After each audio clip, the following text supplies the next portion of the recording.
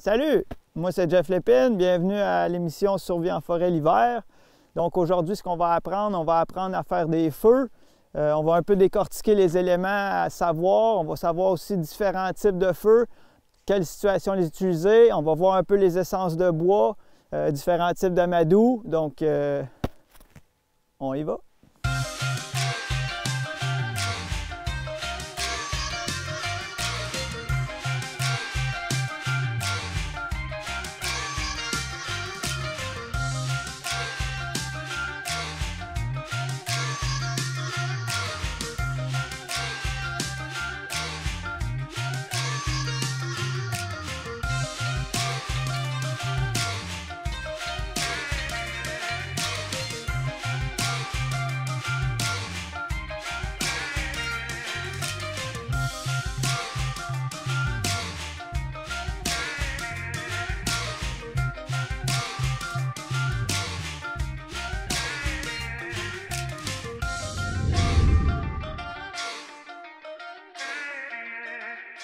Yes, donc ici, on a un beau boulot.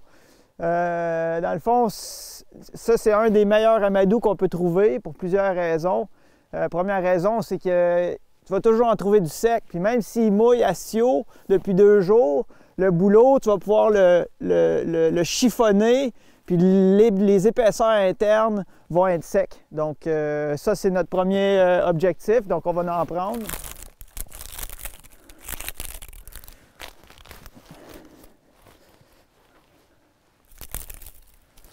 Évidemment, on ne veut pas venir couper l'épaisseur d'écorce parce qu'on va faire mal à l'arbre. Donc, ce qu'on veut, c'est vraiment ce qui est à l'extérieur. Puis souvent, ça va être le plus sec anyway. Fait qu'on va aller pour ça.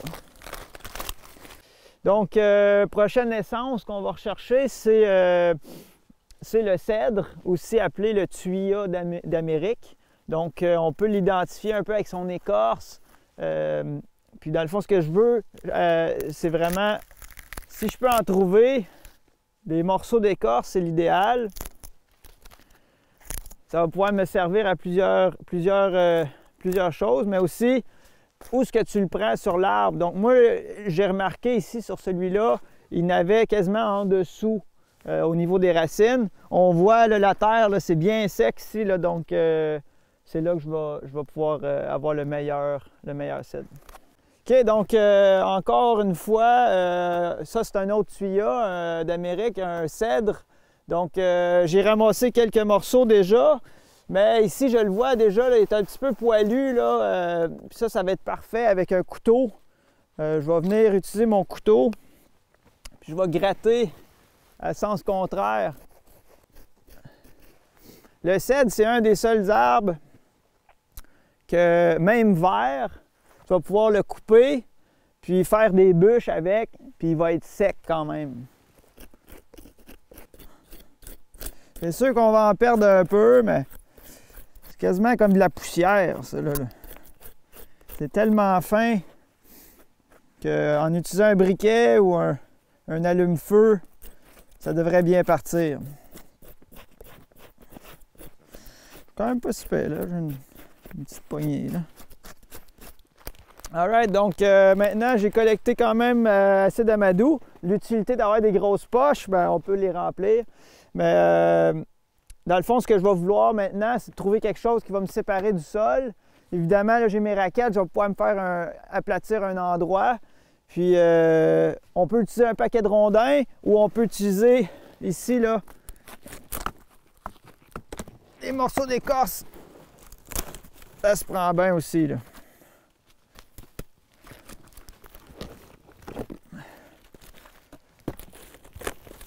Oh yeah! Ça, c'est parfait. Bon, fait que parfait. Maintenant que j'ai collecté mon amadou puis ma plateforme, bien, je vais me sélectionner un emplacement qui est propice à faire un feu. Évidemment, je n'irai pas me mettre en dessous des arbres. Je vais essayer de trouver un emplacement où c'est dégagé pour limiter les risques de feu. L'hiver, c'est moins dangereux, mais on prend quand même pas de risque, là. Donc, ce que je veux faire ici, c'est venir aplatir la neige. Comme ça, ben, la neige, on le sait, c'est de l'eau. Fait que de l'eau et du feu, ça marche pas bien. En fait, je vais mettre toute mon amadou, va la mettre en dessous d'un arbre pour pas qu'elle s'enneige pendant que je vais aller chercher le reste de mon bois. Une fois que je vais avoir assez de bois, c'est là que je vais ressortir mon amadou puis je vais placer mes trucs. S'il neigerait plus que ça, faut que je pense à mes étapes parce que par le temps que je vais chercher du bois puis je reviens, mon amadou peut être recouvert de neige. Donc, j'aurais fait toute la job pour rien. OK, donc prochaine étape après l'amadou, c'est la collecte de branches. Ce que je préfère utiliser, puis ce qu'on retrouve quasiment partout, c'est des branches de sapin, mais secs. Donc, si on regarde le top de l'arbre, on voit qu'il y a du vert. Donc, on va aller en dessous des dernières branches vertes. Donc, on peut le voir ici, juste avec le son, on le sait que c'est sec. Donc, ce que je vais faire, je vais venir collecter toutes les branches qui sont secs, qui n'ont pas d'épines. Oui, les épines, ça brûle, mais ce n'est pas l'idéal pour partir le feu. On veut vraiment le plus petit possible, puis une bonne quantité. Là. Fait que, voilà.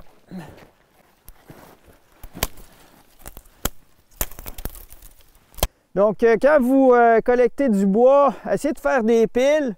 Puis aussi, pour être efficace, on peut ramasser plusieurs grosseurs de bois. Ça va nous servir quand même. Donc, faites des bonnes piles, assez que vous soyez capable de le transporter, sans vous faire mal, évidemment. Dans le fond, je trouve que l'hiver, c'est plus difficile à identifier qu'est-ce qui est du bois vert comparativement au bois sec. Mais quelque chose qui m'aide, c'est vraiment de regarder la cime de l'arbre, de regarder comment fins sont les branches. Donc, on peut regarder derrière moi, on voit qu'il y a un arbre un peu en angle, évidemment. Ça, c'est plus facile à identifier.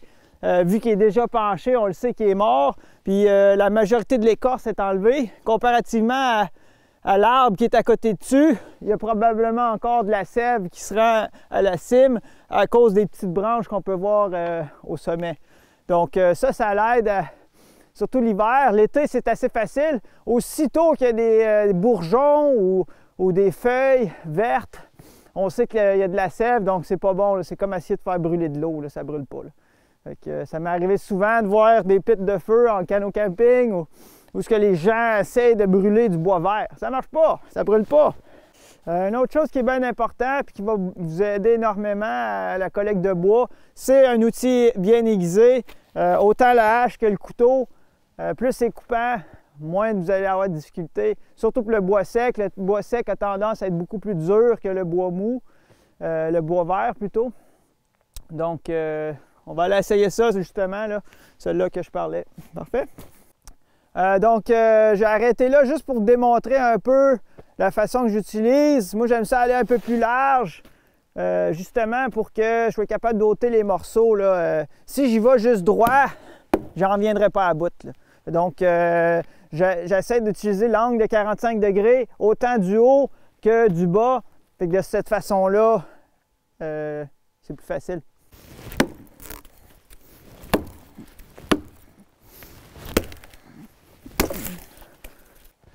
Parfait, donc on est rendu à l'étape de faire un feu de signalisation. Donc j'ai un peu exposé les éléments qu'on a besoin ici. Quand on va venir faire notre structure, on veut faire un genre de trépied pour qu'on puisse décoller notre feu du sol. Puis aussi, ça va nous permettre d'avoir accès rapidement, parce qu'un feu de signalisation, dans le fond, le but c'est de signaler, mettons qu'on est en région éloignée, puis on est perdu, on entend un hélicoptère, mais l'hélicoptère, elle ne nous verra pas, donc, ou un avion. Donc, un feu de signalisation est très utile pour ça. On peut s'en faire un, on peut s'en faire deux. C'est quelque chose qu'on veut qui s'allume rapidement, puis qui soit le plus visible possible. Donc aussi, la sélection de l'emplacement aide. Un ciel bien dégagé ici. Donc, voilà. J'ai mes 3 perches. Ça va bien quand il y a de la neige. Comme ça, je peux juste les planter. Ils vont quasiment se tenir tout seuls.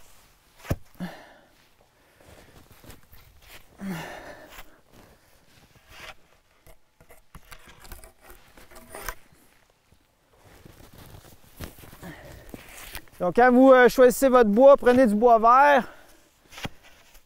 Comme ça, avant qu'il commence à brûler dans votre feu de signalisation, ben, il va avoir fait sa job, on va avoir émis beaucoup de boucan. Fait que c'est ça le but.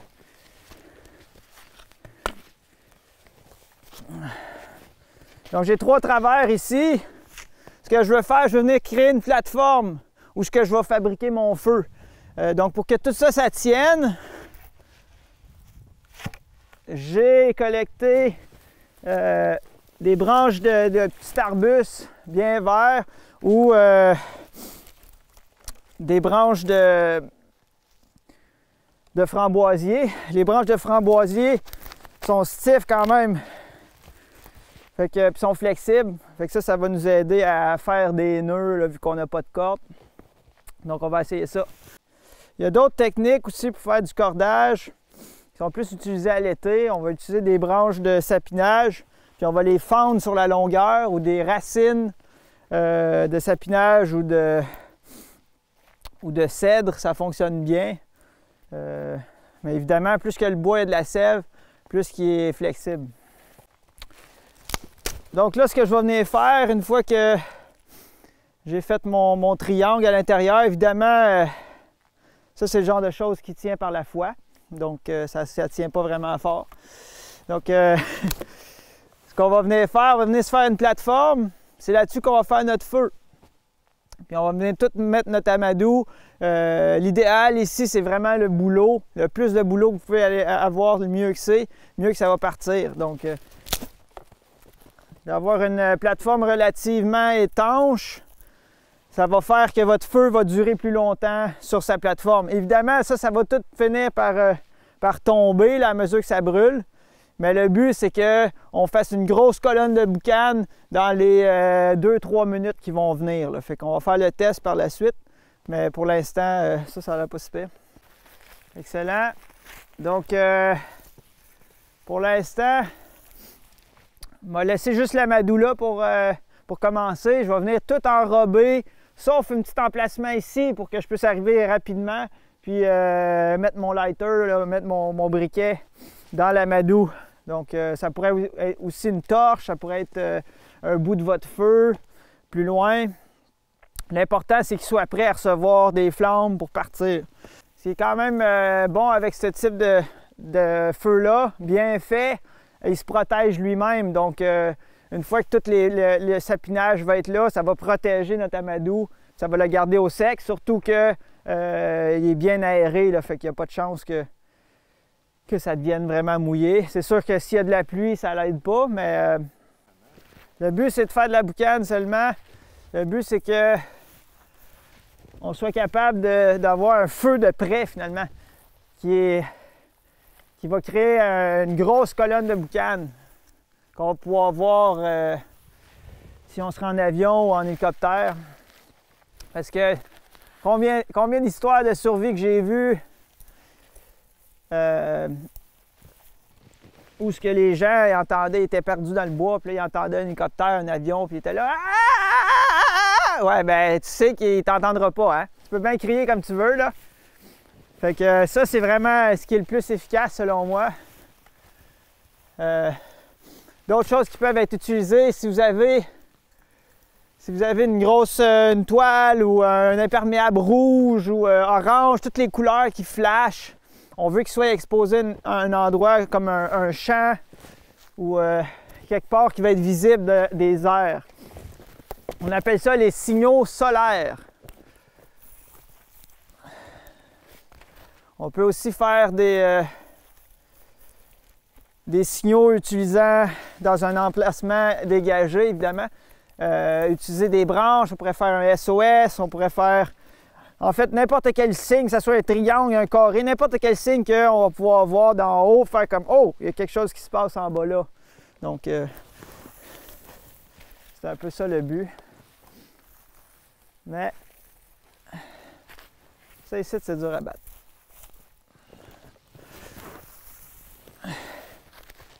Ce qui est le fun, c'est même s'il neige, ben, il est encore là, il est sorti de la neige, tandis que si tu fais des choses à terre, des signaux à terre, il y a des bonnes chances que tu te fasses ensevelir s'il neige.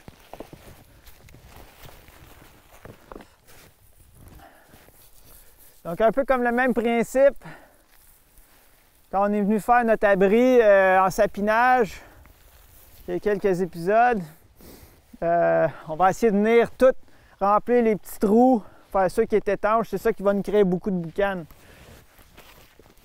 Puis qui va protéger notre amadou aussi. S'il pleut, s'il neige. L'amadou, c'est un peu comme quand vous partez un feu dans un foyer. Le papier là, que vous chiffonnez, là, bon, on peut considérer ça de l'amadou. L'amadou, souvent, c'est... Moi, je suis quelqu'un d'opportuniste en forêt. J'essaie d'utiliser ce qu'il y a le plus proche. C'est pour ça que c'est bon d'avoir plusieurs options en fait d'amadou. Mal pris, avoir un couteau, là, c'est vraiment un des outils les plus utiles qu'on peut avoir en survie. Parce qu'on va pouvoir, même en cas de... Il n'y a pas d'écorce de bouleau, il n'y a pas de tuya d'Amérique ou du cèdre comme on appelle. On peut toujours faire des éclisses avec notre couteau. Puis ça fonctionne très bien. Là, fait que... Voilà, j'ai pas mal passé ce que j'avais. Quelque chose d'autre qui pourrait fonctionner avec une bonne épaisseur d'amadou, c'est de l'herbe ou du foin. Mettre beaucoup de foin, ça va aussi faire le même effet. Puis ça va faire beaucoup de boucan. Fait que... il me reste juste à mettre du petit bois. Puis on est pas mal là. Donc je suis rendu à la dernière étape. Rajouter un petit peu de bois bien sec, là, ça va nous aider à faire toffer notre feu un petit peu plus longtemps. Ça, c'est le bois qu'on a pogné dans le bas du sapinage, en bas là-bas. Donc c'est bien sec, c'est ça qu'on veut. C'est pas le temps que ça tombe, là.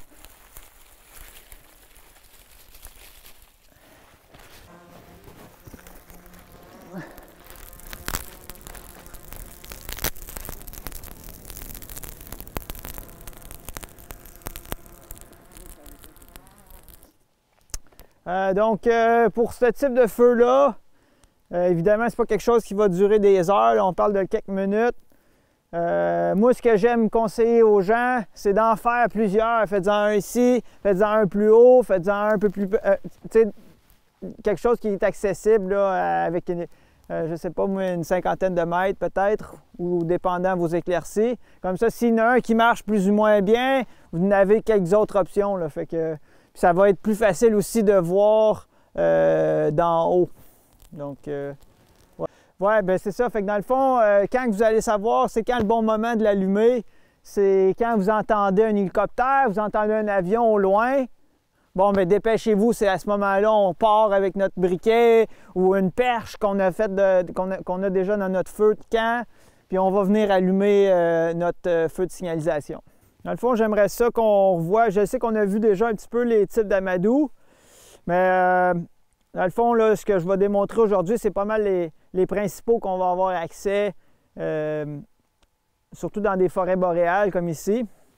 Donc, on a du bouleau ici, que j'ai chiffonné. L'écorce de bouleau, je la prends, je la chiffonne, ou je peux aussi la séparer en épaisseur. Donc, si on la chiffonne, on va voir que ça se divise. Ça se divise en plein d'épaisseurs, plein de lanières. Donc, plus petit qu'il est défintisé, mieux qu'il va partir. Parfait. Même chose ici pour l'écorce de cèdre. L'écorce de cèdre a tendance à prendre un petit peu plus l'humidité, donc c'est bon de la garder sur soi jusqu'à temps qu'on soit prêt à la partir. Même chose, j'ai gratté, tout ce que j'ai gratté tantôt, je l'ai utilisé ici. Puis l'écorce que j'ai pris en gros morceaux, je l'ai chiffonné, même chose. Puis en le chiffonnant, tu le tournes dans ta main, puis ça va venir faire une belle petite poussière, là. Parfait. Comme ça. Puis l'autre affaire, si on n'a pas accès à ces deux-là, on peut toujours utiliser notre couteau puis faire des éclisses. Donc les éclisses, ce que j'aime faire, c'est d'essayer d'en faire toujours plusieurs sur un morceau de bois.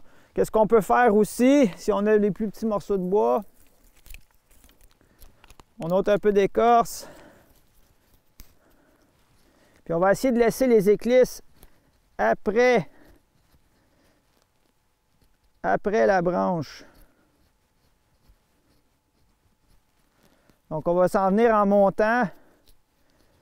Puis on va essayer de laisser les éclisses après la branche. C'est sûr, des fois ça casse. Mais tu sais, ça nous fait des petits morceaux qui vont bien partir. Fait que les deux fonctionnent. Moi, je trouve ça, ça va un petit peu plus vite. Puis après, tu les collectionnes, tu fais un petit tas. Tu arranges qu'il n'y ait pas trop de neige. Une autre chose à regarder quand on fait des éclisses, c'est si le bois est sec. J'ai déjà fait le test auparavant d'une autre émission, mais on utilise nos lèvres. Nos lèvres, c'est la partie la plus sensible de notre corps. Donc, on va venir tester. Donc, c'est froid, mais c'est pas humide. Aussitôt que c'est humide, vous allez le sentir. Ça, on est mieux d'en faire plus que pas assez. Des fois, j'aime utiliser une plus grosse branche. Créer une surface plate. Plus ils sont minces, plus ça part bien. L'autre chose aussi, pour me protéger de la neige, parce que la neige, évidemment, c'est de l'eau. On ne veut pas partir un feu direct dans l'eau. Donc, j'ai pogné des beaux morceaux d'écorce sur un arbre mort plutôt. Donc, j'ai étalé ça. On peut utiliser aussi des rondins là, à peu près de cette grosseur-là pour nous faire une plateforme bien serrée. Puis comme ça, aussitôt que notre feu va partir, toutes les braises vont venir s'accoter sur le bois sec ou l'écorce sec. Donc, ça ira pas direct dans la neige et s'éteindre. Fait que, voilà.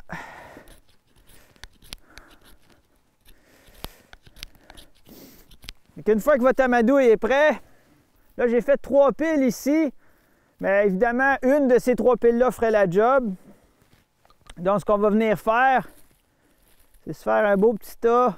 Et ensuite, ce que je veux venir faire, je ne sais pas si vous avez pu voir, en fait je veux montrer 3 types d'amadou, puis après ça 3 types de bois qu'on va venir utiliser tout de suite après. Donc on veut des petites branches les plus petites possibles. Des fois, quand ils sont bien secs, on peut l'utiliser comme un petit moton, comme ça, on va venir le mettre direct dessus. Moi, j'aime bien utiliser directement des petites branches, une à la fois, pour l'aider à être bien oxygéné puis prendre. Parce que des fois, si on met tout notre bois direct dessus, ça peut l'éteindre. Donc, à se rappeler, on nourrit notre petit feu un petit peu comme un enfant naissant. Tant qu'il est jeune, on veut s'en occuper le plus possible.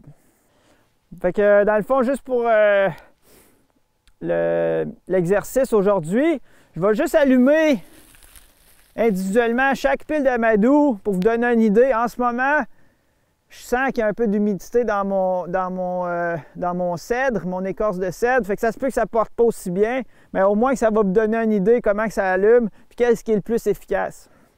Donc voilà, c'est parti.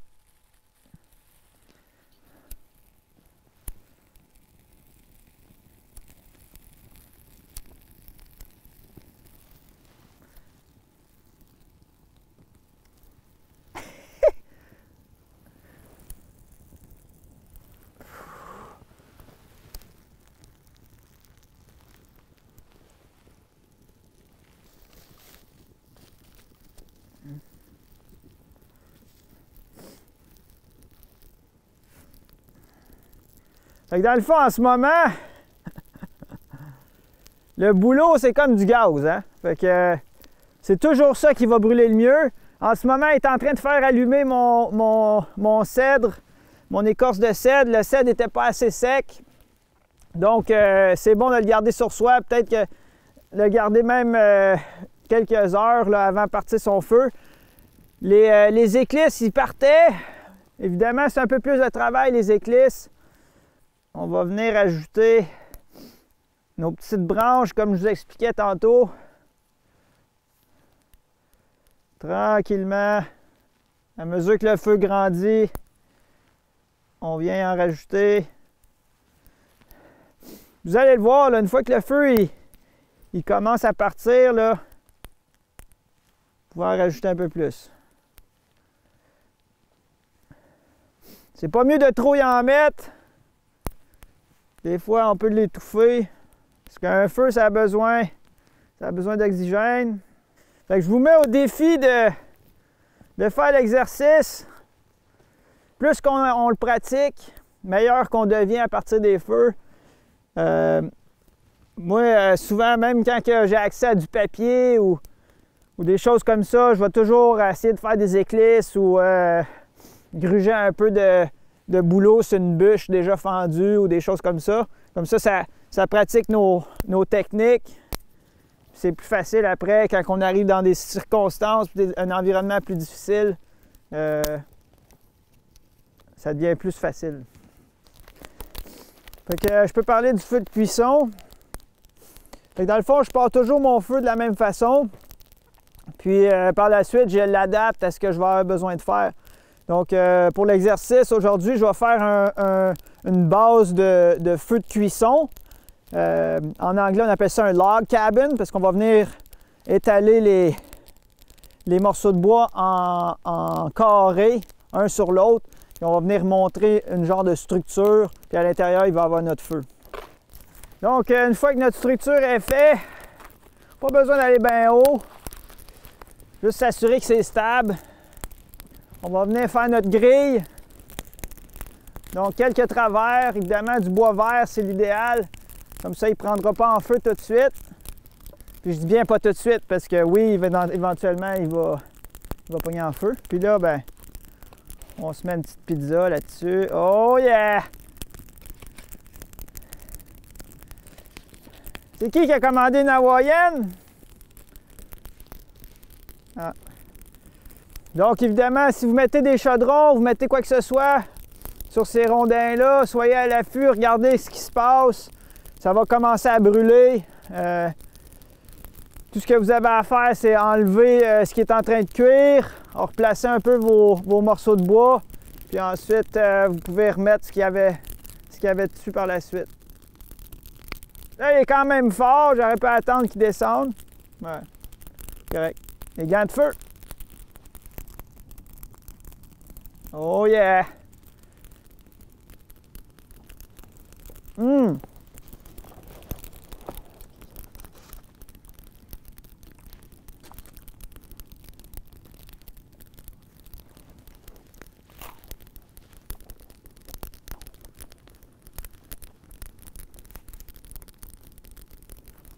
C'est ça que c'est, feu de cuisson.